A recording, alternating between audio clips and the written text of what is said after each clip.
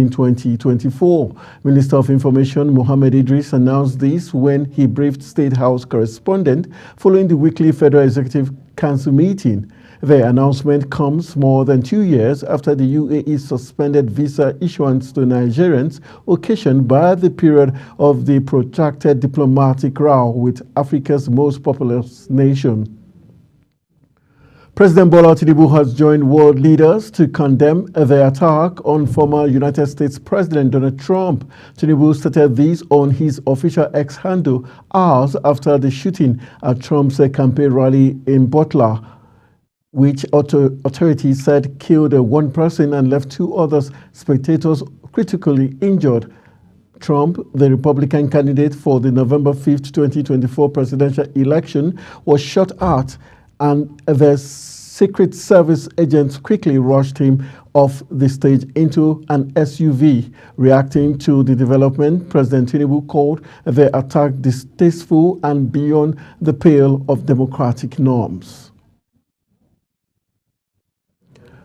Back home, President Bola Tinubu has reinstated Professor Neni Barini Zabe as the project coordinator of the hydrocarbon pollution remediation project. The President's Special Advisor on Media and Publicity, Ajurin Gelale, announced Zabe's reinstatement in a statement explaining the reason for the reversal. The Presidency said Tinubu reached the decision following a performance review of the hydrocarbon pollution remediation project coordinator and assessed him fit to discharge his functions by the regulations guiding the execution of the project. And still in the news, journalists were barred from covering the case involving the suspended Dukes of Benin Kingdom and the Oba of Benin, Eware II, when the hearing resumed at the Court 6 of Benin High Court in Edo State. The case will also start afresh on October 17 with the new judge due to a posting within the state judiciary. Justice Peter Ekilero presided over the case initially, but the matter would now be heard by Mary Nekben Asamota. The suspended dukes, led by the Duke of Evubanosa and Egben Siliko Duke Kingdoms in Benin Kingdom, Professor Gregory Akinzwa and Chief Edomoyi Ogiagben, are challenging their suspension from office by the Oba of Benin. Meanwhile, a prominent museum in the United States has concluded plans to hand over looted Benin bronzes to Oba of Benin Eware II. Chief Press Secretary to the Oba, Osagbovo Igboabaro, said in a statement that Benin monarch would be receiving the artifacts today, noting that the artifacts were looted from the Oba's palace over a century ago. A Kwara State High Court sitting in the Ilorin, Kwara State capital has fixed August 2, 2024 for judgment in the bloody April 5, 2018 Ofal robbery attack. The development is coming after a protracted trial that had lasted over 5 years. Presiding Judge Halima Salama adopted the final written addresses which contained arguments of the 2 lead counsel in the matter.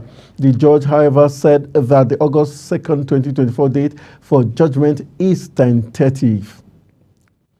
A Kano State High Court presided over by Justice Amina Aliyu has perpetually restrained Aminu Ado Bayero and 4 other deposed emirs of Bichi, Rano, Gaya, and Karaye from parading themselves as emirs. Delivering the judgment, Justice Aliyu further restrained the 15 emir of Kano and 4 other dethroned emirs by themselves, servants, and reveals and other persons appointed by them from parading themselves as emirs of Kano, Bichi, Gaya, Rano, Karaye.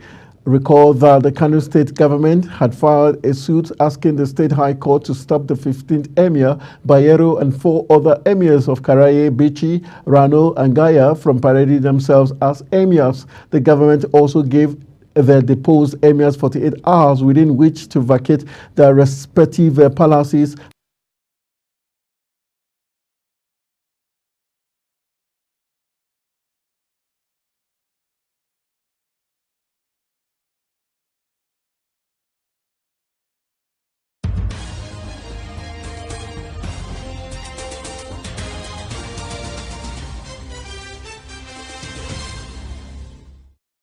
shot it, squares it, it's in the back. It's time for sports' biggest moments on global television. The headlines, scores, breaking news, and commentaries on sporty events. Talking with the biggest players, strikers, and about the slam dunks and goals, stunning saves, near misses, and upsets. Let's talk about the greatest home runs, comebacks, knockdowns, and victories.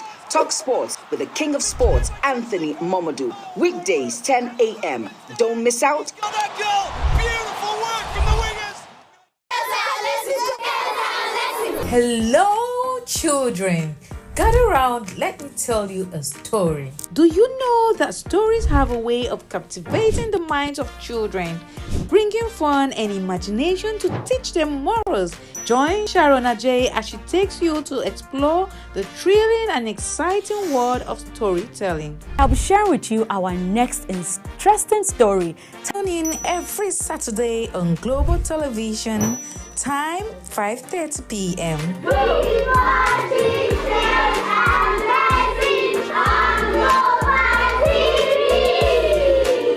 Is the desk on Global Television. Nigeria. Come join Anthony Momodu on television's most compelling and facts-finding talk live show. We are definitely, Can we not say that again? because That this country gets it right. It's the Dex on Global Television, where we analyze and dissect storming issues and commentaries in the world's biggest black nation, Nigeria. Who is being held accountable for this money? The eyes have it. We stay and decide policies and reforms on the Dex. Tune in Mondays to Fridays, 5 p.m. to 6 p.m. on Global Television. Let's stay on the Dex. Global Morning is your ultimate destination for engaging political and economic matters. I am Uyi Agmofwebe. And don't forget to include social discussions. Tune in every weekdays from 7 a.m. to 10 a.m. I am Queen Agaba. For insightful breakfast ideas, business summaries, sports highlights, international and local news perspective, I am Anthony Momodu. Don't miss the in-depth analysis of current and political issues by the Global Morning team and experts. I am Jumai Manson. Catch Global Morning here on Global Television. Getting on the action. I am Edikan Michael. We are The Global Morning Team.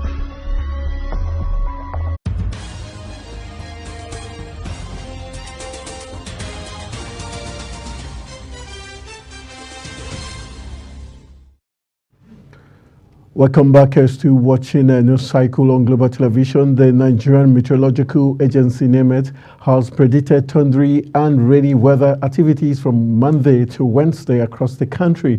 The agency's weather outlook released in Abuja forecast morning thunderstorms over the parts of Taraba, Adamawa, Zamfara, Kebbi, Katsina, Kano, and Kaduna states. The outlook also predicts thunderstorms over parts of Taraba, Kaduna, Yobe, Katsina, Kano, Borno, Bauchi, Jigawa states later in the day. The National Media Complaints Commission, also called the Ombudsman, has written to Daily Trust requesting a response to the federal government's formal complaint on the newspaper's report on the Samoa deal. In a letter dated July 12 and signed by Femi Smith, the interim secretary of the commission, Daily Trust is expected to file a formal response to the complaints filed by the Ministry of Information and National Orientation, which allege that Daily Trust's report on the Samoa deal was fake news published for public incitement. In response, the group chief executive officer and editor-in-chief of the print arm of the media outfit, Ahmed Shakaro, said the newspaper will respond to the letter within the specified time frame. The Nigerian Customs Service Ogun Area 1 Command has warned the public against the consumption of smuggled frozen poultry products due to its health implications. The command's comptroller, James Ojo, gave the warning in an interview in Ota. He stated that the World Health Organization Center for Disease Control and Prevention, Food and Agriculture Organization of the United Nations described the consumption of smuggled frozen poultry products as having adverse effects on the health of the people.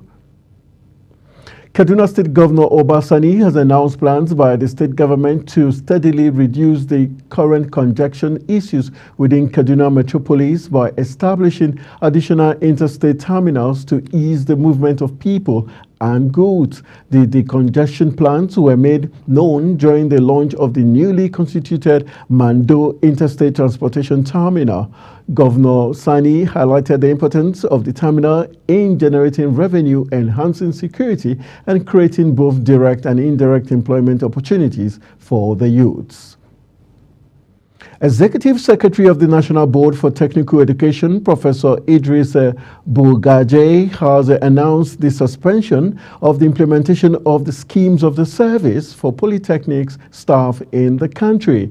Professor Bugaje stated that the recently approved scheme of service for the polytechnics has been circulated and proposals for amendment to address grey areas have been sent to the head of service of the Federation, Dr. Folashade Yemi Esson. The suspension of the scheme follows the rejection of the draft document by the Association of Staff Union of Polytechnics last week to go on strike in 15 days if the federal government failed to suspend their implementation.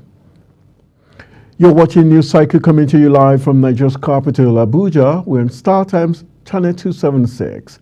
Kindly follow us on all social media platforms using Global TV NG and other handles now showing on your screen. When News Cycle returns, Nigeria's headline inflation rises to 34.19% in June. These and other stories coming right after this break. Just stay with us.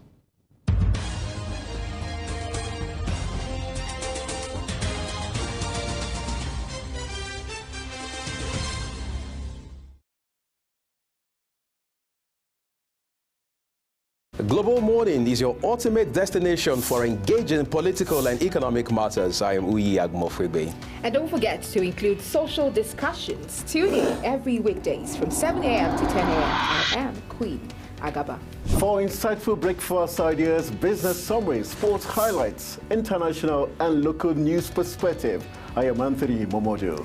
Don't miss the in-depth analysis of current and political issues by the Global Morning team and experts. I am Jumai Manson. Catch Global Morning here on Global Television. Getting on the action. I am Edikan Michael. We are the Global Morning team.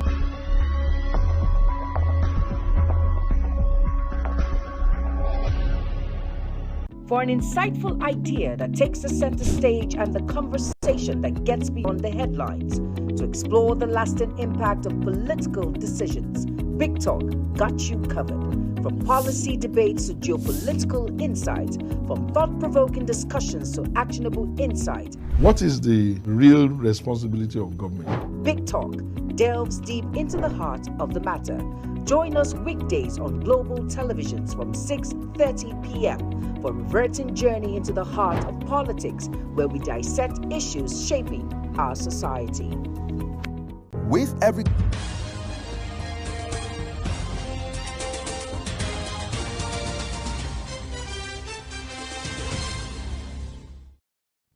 Welcome back from the break. This is Global Television bringing you live broadcast of News Cycle. Thank you for staying with us. On the foreign scene, Nepal's Khadga Oli was sworn in as Prime Minister after his Communist Party forged a coalition government with the center-left Nepali Congress shifting power in the country's often volatile parliament. Oli, 72, chief of the second largest party in the parliament, the Communist Party of Nepal, unified Marxist-Leninist, returns as Prime Minister for the fourth time. The Himalayan Republic of about 30 million people, overshadowed by giant neighbors India and China. Oli previously trod the rivals cordial to both but reaching out to Benji to decrease Nepal's dependency on New Delhi. Democratic Green Party of Rwanda presidential candidate Dr. Frank Habineza says he will run and win the 2024 elections with at least 55% of the vote and secure at least 20 seats in the parliamentary elections. Habineza made the remarks after casting his vote in the company of his spouse and waited on by different supporters. Rwanda's President Paul Kagame, feared and admired in equal measure, is seeking to extend his 24-year rule in an election analysts say he will win by a landslide. He has dominated every election since becoming president in 2000 with over 90% of the vote. In 2017, he won with staggering 99% in an election criticized by human rights groups. Kagame, 66, is accused of not allowing any real opposition and ruthlessly targeting his critics, even outside the country. He faces the only two contenders who were authorized to run. Other candidates were barred by the state-run Electoral Commission. Meanwhile, China posted lower than expected growth in the second quarter, with all eyes on how top officials gathering for a key meeting in Beijing might seek to tackle the country's deepening economic malaise.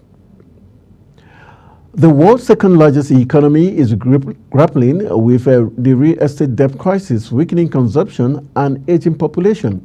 Trade tensions with the United States and the European Union, which have sought to limit Beijing's access to sensitive technology, as well as putting up tariffs to protect their markets from cheap, subsidized Chinese goods, are also dragging goods down. Britain's Foreign Secretary David Lammy has reaffirmed his call for a ceasefire in the Israel-Hamas war during a second day of talks with Israeli leaders. Isaac Herzog said there are more than 100 hostages still in Gaza in terrible circumstances is real danger for their lives, were the key issue for Israel. Lammy, on his first Middle East trip since his Labour Party's landslide win in the British election, had already called for a halt to hostilities in a meeting with Prime Minister Benjamin Netanyahu. Officials said he also met with Palestinian Authority Prime Minister Mohammed Mustafa, with whom he pressed a case for reform to the authority.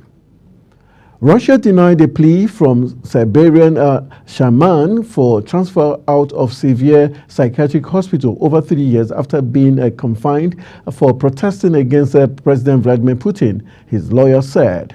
Alexander Gabershev, 55, was sent to a psychiatric hospital in January 2021 after repeatedly attempting to walk from his native Yakutia in Russia's far east to Moscow in a bid to exorcise Putin from office. His lawyer, Alexis Prayniskov, says a Siberian court refused to soften his treatment and transfer him to a general psychiatric hospital in May, a decision a Primorsky regional court upheld on Monday. Gambian lawmakers has voted to uphold a 2015 ban on female genital mutilation, rejecting a controversial bill seeking to overturn the law after months of heated debate and international pressure. Legislators killed the bill by voting against all proposed amendments to the 2015 text that would have decriminalized the practice. Rights groups and the United Nations had urged the MPs to reject the bill, saying it threatened years of progress and would have seen the Gambia become the first country to overturn a ban on female genital mutilation. In business, the Nigerian Customs Service Lily Pond Export Command says 2,488 export containers with duty-paid value of $184.8 million were handled by the command between April and June 2024. The command also said that its payment into the Nigerian Export Supervision Scheme for the period under review stood at 1.2 billion naira. The Customs Area Controller in charge of the command, Jibola Odusonya, made this known in a statement.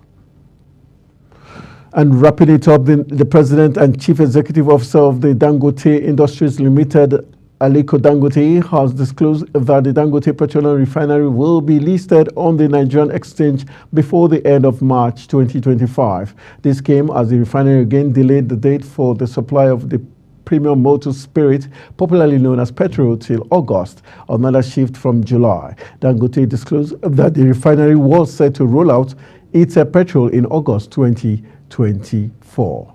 And that's how we call it a wrap on News Cycle. I am Anthony Momodu. Good evening.